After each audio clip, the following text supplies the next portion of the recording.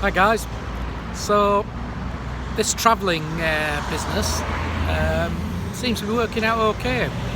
Giving this little Honda 500 a run out over a few days, moving day by day, trying to put some biggish mileage, well not big miles, but for me biggish miles in one go, in one ride. So I've just had a 3-hour ride up from gosh, where was I last night? Completely lost track of where I've been and what I'm doing. I was in Cambridgeshire last night, and I'm now up in North Lincolnshire, heading for the Humber Bridge. You get a bit of traffic noise because I'm having my lunch. I was ready for it, that and a pee stop, so I'm basically sat. This isn't going to be pretty.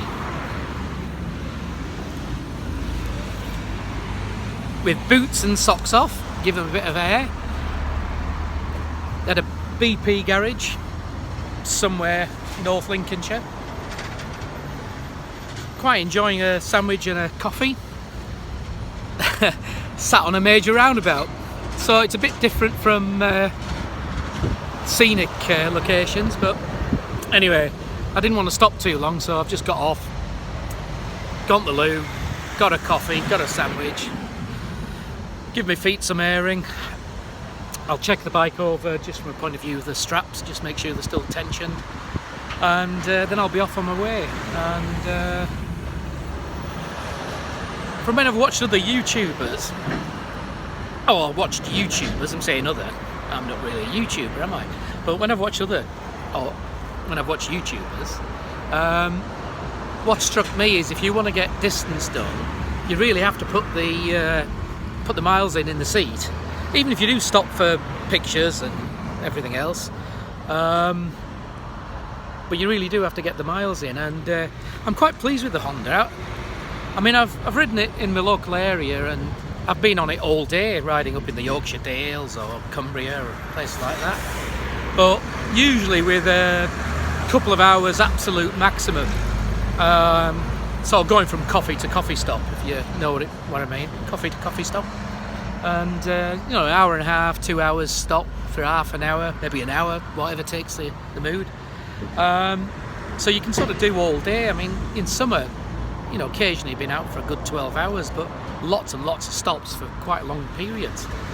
So this trip, sorry about the noise, we have juggernauts passing within a few feet. So this trip for me was one of just experimenting a little bit differently with how I ride, and really for me to plan for future trips which are going to be longer distance. I mean, I've got a desire to ship the bike, or a bike, to America and travel around there for 2 or 3 months, but with this COVID-19 I don't think that's going to happen this year. It's not going to happen this year, it won't happen next year, I don't think. So I think maybe look at Europe and go and spend maybe a month or something like that, but it might be next year, probably will be next year now. So this is really just to see if I can manage the getting the daily miles in, and camping overnight, whereas normally I'd go and camp somewhere, pick a location for 3 or 4 nights, so explore that area. This trip has been about moving from site to site, location to location, and it's actually worked really well. To be honest, what I've learned is that less on your bike for camping is more. Really cheesy, but less is definitely more. And it's not so much that a bike will carry the weight, albeit this little 500, once it's loaded up, it seems comfortable at about 65, 70 max on the motorway. It'll do more speed than that, but I'm just talking about comfort wise. On the A roads, back roads, or bimbling about, perfect, absolutely fantastic. That's what the bike built for. But if you're going to do long distance travel, you're going to have to do some motorway stretches, you're going to have to do main roads. So it's a test, and it's come out really well. With the packing, at the moment, I've got an Oxford 50 litre bag. I'll actually do a review on that, but it's been very good. However, I've already ordered a horseshoe bag.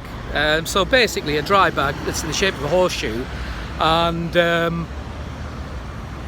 I've ordered that from a company in Poland.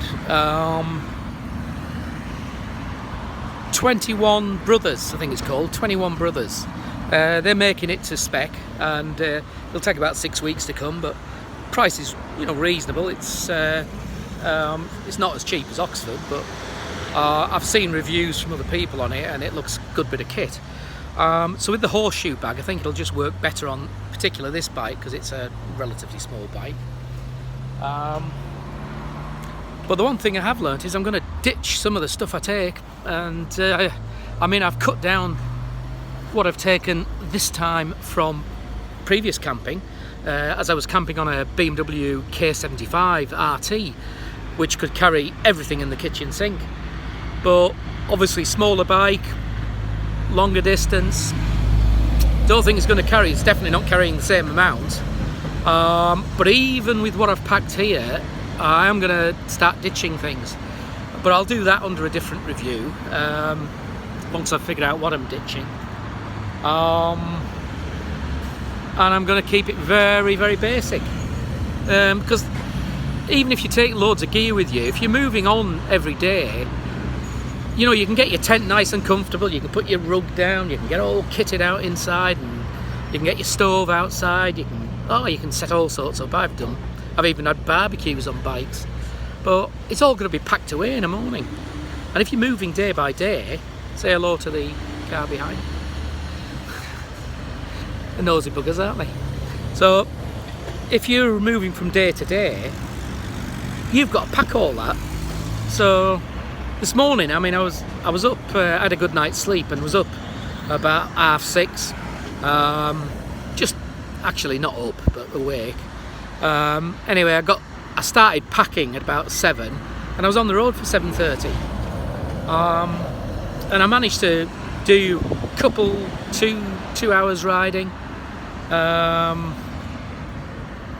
and then had a stop, looked at a couple of different things, and then I've had another, probably just around about 3 hours roughly. You lose track of time.